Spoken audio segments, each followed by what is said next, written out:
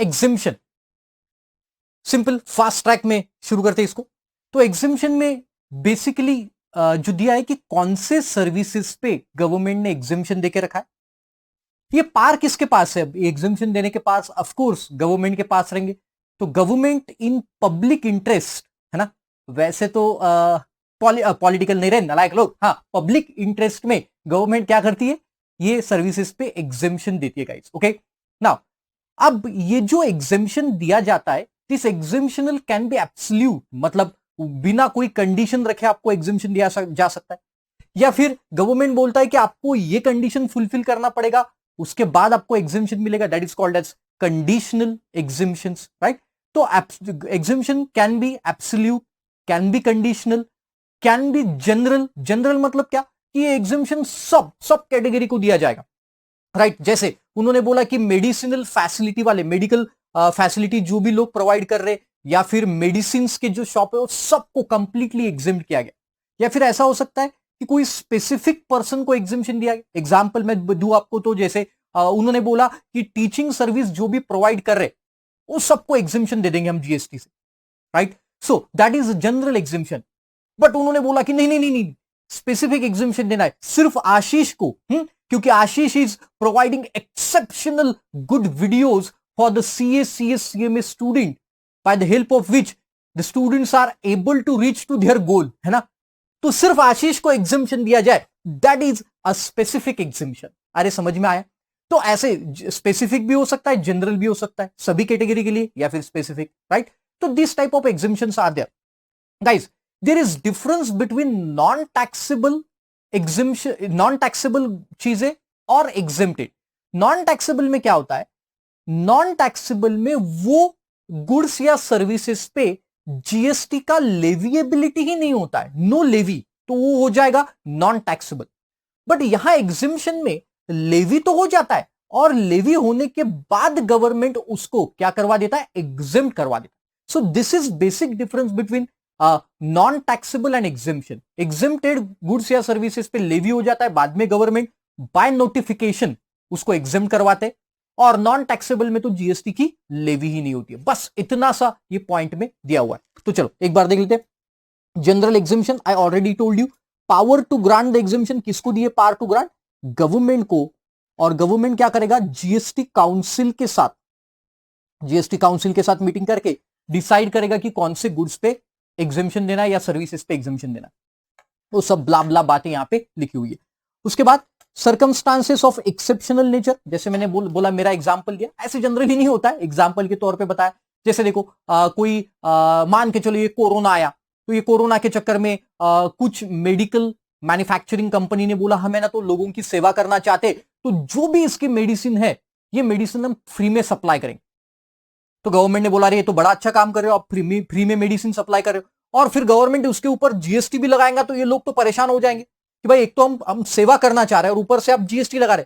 तो गवर्नमेंट ने बोला हम जो लोग ये फ्री में मेडिसिन पब्लिक को दे रही है, जनरल पब्लिक को दे रही है, उनके ऊपर कोई जीएसटी नहीं लगाया जाएगा। That is specific exemption, right. वो स्पेसिफिक माना जाता है। देन एक्सेप्शनल नेचर का, power to insert the explanation within 1 year.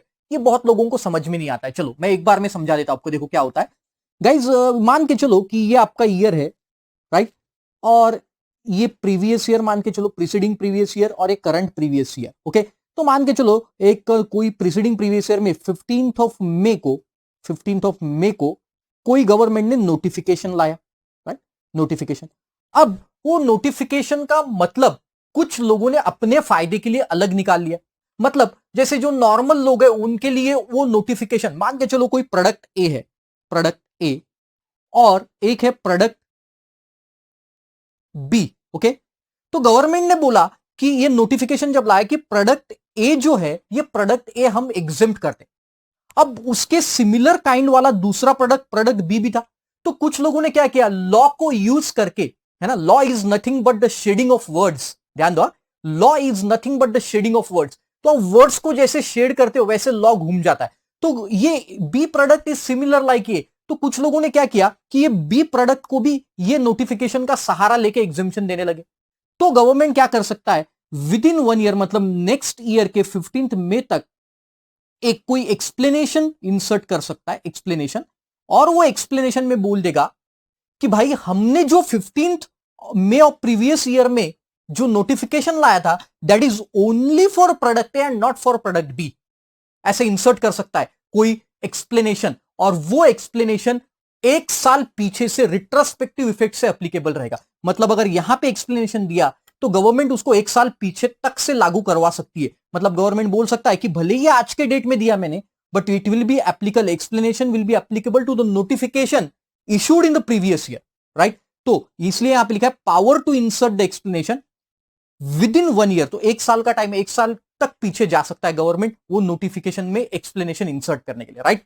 तो बहुत बार एक्सप्लेनेशन ये वर्ड आता है, लोग सीए बन जाते हैं लेकिन उनको समझ में नहीं आता ये क्या है, तो ये ऐसा फंडा रहता है। Okay, then goods exempt from tax, कौन कौन से ऐसे गुड्स है, सर्विसेज अपन देखेंगे, गुड्स कौन कौन से एग्जिम्प्ट है वो दिया है। तो देखो, a list of item have been notified under section 11(1), section 11 में एग्जिम्पशन दिया। ओके, सेक्शन 10 में कंपोजिशन था, कंपोजिशन लेवी, कंपोजिशन, राइट। तो आपको याद आ गया होगा सेक्शन 10 कंपोजिशन का। 7 देखा हमने meaning and scope of supply, right. Section 8 में देखा मिक्स सप्लाई, है ना, कंपोजिट एंड मिक्स सप्लाई देखा। सेक्शन 9 में लेवी, सेक्शन 10 में कंपोजिशन, और 11 में हम अब एग्जेम्पशन देख रहे हैं, राइट। सीजीएसटी के सेक्शन 11 में एग्जेम्पशन। तो कौन कौन सा ऐसे गुड्स है देखो, अनब्रांडेड आटा, आटा जो आप लोग खाते हो, maida, besan, unpacked food grains, milk, eggs, curd, lassi, fresh vegetable are among the items exempted from GST. और उसके अलावा भी ये सब लिस्ट देके रखे, live fish, fresh milk, bread, eggs, potato, grapes, Indian national flag, ये भी एक गुड्स है, वो भी एग्जेम्प्ट है। प्लास्टिक बैंगल्स, है ना, प्लास्टिक बैंगल्स एक्सेट्रा, और भी है बहुत सारे, यहां पे एग्जांपल के तौर पे ये सब मैंने दिए, right. And this is important mark करके रख दो इसको। ये कुछ खास इंपॉर्टेंट नहीं है जो पहले बताया, दिस इज इंपॉर्टेंट, ये गुड्स के नाम आपको एक बार फटाफट पढ़ने। And goods imported by units of developer in SEZ, क्या होता है, ये एसईजेड एरिया रहता है, special economic zone, SEZ area, है ना।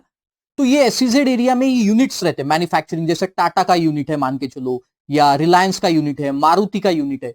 तो ये यूनिट्स जो भी गुड्स इंपोर्ट करेंगे, goods imported by the units, units मतलब क्या, यहां पे जो ये मैन्युफैक्चरिंग यूनिट्स है या कुछ सप्लायर यूनिट है, ये यूनिट्स अगर कोई गुड्स इंपोर्ट करते हैं, तो गुड्स इंपोर्ट, गुड्स की बात चल रही है, गुड्स इंपोर्ट करते हैं, तो नॉर्मली तो इंपोर्ट के ऊपर क्या लगता है गाइस, आईजीएसटी, कस्टम में आपने देखा होगा आईजीएसटी, बट यहां पे ये आईजीएसटी क्या करके रखा है, एग्जेम्प्ट करके रखा है। अगर ये गुड्स किसने इंपोर्ट किए, एसईजेड ने इंपोर्ट किए, तो फिर ये एग्जेम्पशन में आ जाए। Okay, thanks for watching.